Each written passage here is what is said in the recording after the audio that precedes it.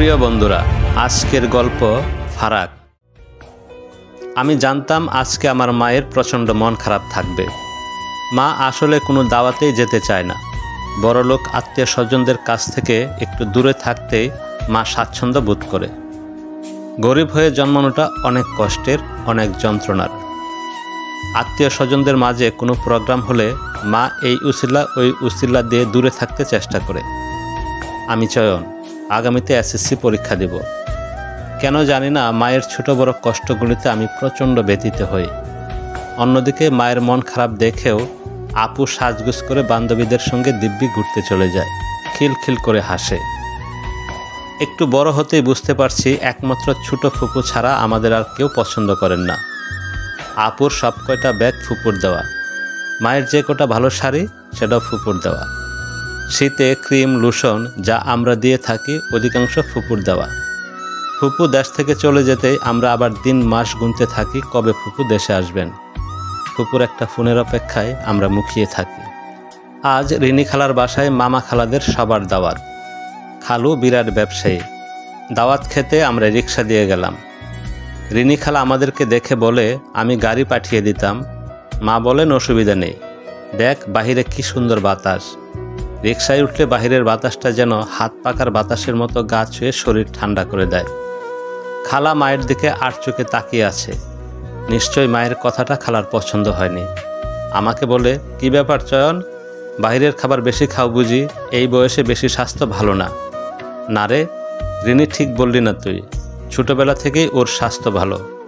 ও ওর দাদার মতো হয়েছে। আমাদের খাওয়ার মেনু থাকে কলমি শাক, ডাঁটা শাক, পুঁই শাক দিয়ে লুনা ইলিশ। সবসময় উৎসাহ দিয়ে বলি বেশি করে শাক সবজি খাবি, চোখের জন্য ভালো। আর মাছের মধ্যে থাকে তেলাপিয়া মাছ, পাঙ্গাস মাছ। বাহিরের খাবার খাওয়ার ক্ষমতা আমাদের নেই। দাওয়াতি মেহমান সবাই এলো, আমরা খাচ্ছি। জাহানারা খালার প্লেটের প্রতি সবার নজর। ভাত লাগবে কিনা, মাংসর পিস ভালো চাই। ভালো একটা পেটির মাছ চামচে নিয়ে রিনি খালা জোর করছে, এটা বিলের মাছ আপা, খুব মজার মাছ, খাও। মানলাম খালা মুরব্বী মানুষ, সম্মানী মানুষ, অতিরিক্ত যত্ন আত্তি করা অশোভনীয় নয়। কিন্তু খালার ৬-৭ বছরের ছোট্ট নাতনি, সে খাচ্ছে। সেই ছোট্ট মেয়েটার প্লেটে ভালো লেগ পিস, বড় চিংড়ি মাছ, গোস্ত দিয়ে প্লেট ভর্তি। ছোট্ট একটা বাচ্চা কতটুকু খেতে পারে? আর এইদিকে আমার মা একজন পূর্ণবয়স্ক মানুষ, তার প্লেটের দিকে কারো কোনো নজর নেই।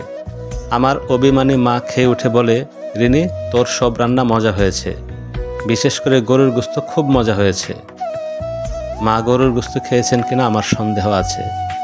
রিনি খালা নিচু সরে বলল, আমি তো সব দিকে খেয়াল রাখতে পারলাম না, ঠিকমতো নিয়েছেন, খেয়েছেন? কখনো কখনো জীবনে এমন কিছু কষ্টের মুখোমুখি হতে হয় যা কাউকেই বলা যায় না, গোপনে চোখের জল ফেলতে হয়। নিশ্চয় এখন মায়ের চোখ দিয়ে অপমানের গরম ধোঁয়া বের হচ্ছে। খাওয়ার পর্ব শেষ, গল্প হলো, আড্ডা হলো, এখন বাসায় চলে আসার পালা। সকালের বাতাস কমে গিয়ে এখন বাহিরে বৃষ্টি। আমি একটু আশায় ছিলাম নিশ্চয়ই আমরা যাওয়ার সময় রিনি খালা আমাদের গাড়ি দিবে। আমি পাশে দাঁড়িয়ে আছি। রিনি খালা মুস্তাফিজ আঙ্কেলকে বললেন, আপনি একটু দেরি করেন, ড্রাইভার আপনাকে নামিয়ে দিয়ে আসবে। এক মুহূর্ত ওখানে আমার থাকতে ইচ্ছে হলো না। কাউকে কিছু না বলে বাহিরে এসে দাঁড়িয়ে আছি। মা সবার কাছ থেকে কিভাবে বিদায় নিয়েছে জানি না। মা নিচে নেমে এলো, সাথে সাথে রিক্সা পেয়ে গেলাম। গুড়ি গুড়ি বৃষ্টিতে আমাদের রিক্সা চলছে।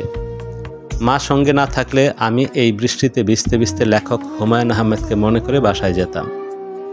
বাবার ছোট্ট সরকারি চাকরি ছিল, এখন রিটায়ারমেন্টে আছেন। পেনশনের টাকা দিয়ে সংসার চলছে।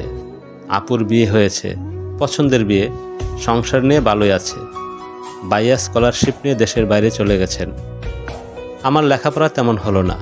কোনো রকমে গ্রাজুয়েশন শেষ করে ছোট্ট একটি বাতের হোটেল দিলাম। 5 থেকে 7 জন মানুষ ভিতরে বসে খেতে পারে। একেবারেই সাধারণ খাবার, মাছ ভাত, আলু ভর্তা, বেগুন ভর্তা ইত্যাদি। খাবারের সঙ্গে লেবু, সালাদ বা কাঁচামরিচ কিছুই দেই না। ফিল্টার করা পানি থাকে, ফলে খরচ কম। সাধারণ খেটে খাওয়া মানুষের সংখ্যা এখানে বেশি। হোটেল মাশাআল্লাহ ভালোই চলছে। আমি আরও দামি দামি 2টি রেস্টুরেন্টের মালিক হলাম। জীবনের এই পর্যন্ত ভাড়া বাসায় থেকেছি, এখন একটি অ্যাপার্টমেন্টের চিন্তা এলো। কাউকে না জানিয়ে একটি অ্যাপার্টমেন্ট নিয়ে নিলাম। দলিল মার হাতে দিয়ে বলি, মা রাখো। মা বলে, এখানে কি? আমি বললাম, খুলে দেখো।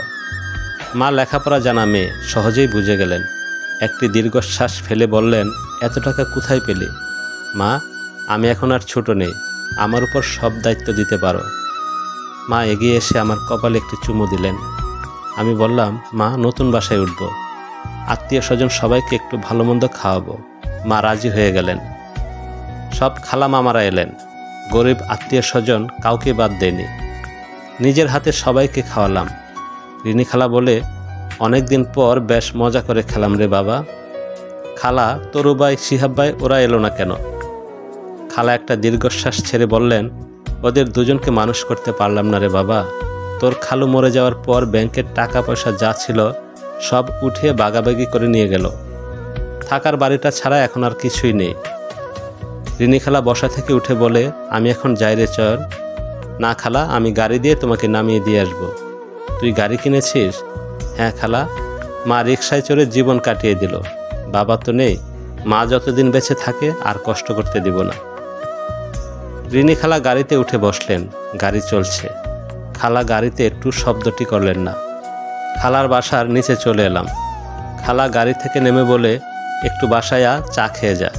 আমি বললাম, খালা বাসায় আরও অনেক গেস্ট আছে, ওনাদেরকেও একটু পৌঁছে দিই, আরেকদিন চা খাবো। এই খালা মা খালাদের মধ্যে বেশি সুন্দরী। আঙ্গুল ভর্তি চকচক করা আংটি, শাড়ি গয়না খুব পরিপাটি করে পরতেন। আমি লুকিয়ে লুকিয়ে খালাকে দেখতাম আর ভাবতাম, আমার অনেক পয়সা হলে আমি এভাবে সাজিয়ে রাখবো আমার মাকে। সেই খালা ছল ছল চোখে আমার দিকে তাকিয়ে রইলেন। এখন আমাদের মা পুতের সংসার। মায়ের সামনে আসলেই মা বলে, একটা ভালো মেয়ে দেখে বিয়ে কর। আমি মনে মনে বলি, মা আমার কিছু ইচ্ছা আছে, সেগুলো আগে পূরণ করে নেই। তোমাকে সব সময় দেখতাম একই শাড়ি পরে সব জায়গায় বেড়াতে যেতে। আমি তোমাকে কয়েকটা শাড়ি কিনে দেব, তুমি কিচ্ছু বলতে পারবে না। তোমাকে নিয়ে আমি 2-3টা দেশ ঘুরব। তুমি টিভিতে আমাদের নবীজির আমলের সাহাবী গাছ দেখলেই বলতে, আহ, এই গাছটি যদি কাছে গিয়ে দেখতে পারতাম। মা, আমি তোমাকে নিয়ে ইনশাল্লাহ সেই গাছটি দেখাবো। আমি জর্ডান যাব, ইন্ডিয়াতে ঘুরব, ফুপুর কাছে কয়েকদিন গিয়ে থাকব। ফুপু আমাদের দুর্দিনে অনেক সাহায্য করেছে। এবার ফুপুকে কিছু ফেরত দিতে পারলে আমার ভালো লাগবে। আমি জানি তুমিও খুশি হবে। খুব দ্রুতই পাসপোর্ট ভিসা হয়ে গেল আমাদের। আজ সারাদিন অনেক পরিশ্রম করেছি। দ্রুতই ঘুম আসার কথা, কিন্তু ঘুম আসছে না। জীবনের ফেলে আসা দিনগুলি আর আত্মীয় স্বজনের অপমান অবহেলাগুলো কেবল সামনে চলে আসে। আজ আমার যতটুকু সফলতা তার পেছনে আছে সেই অবহেলা। আমি বলছি না আমার বিশাল সফলতা। আমার পিছনে কোনো সাংবাদিক থাকবে না, কেউ ক্যামেরা নিয়ে ঘুরবে না, আমার জন্মদিনে কেউ উইশ করবে না। তবে এই যে মাকে নিয়ে যাচ্ছি, লুনা ইলিশ দিয়ে পুঁইশাক খাওয়ার পরিবর্তে একজোড়া রূপালী ইলিশ কেনার সামর্থ্য হয়েছে। আর কি চাই? আজ সেই সুদিন। মাকে নিয়ে আমি এখন এয়ারপোর্টে। আমাদের প্ল্যান জর্ডানের উদ্দেশ্যে কিছুক্ষণের মধ্যেই উঠতে থাকবে। ধন্যবাদ প্রিয় বন্ধুরা।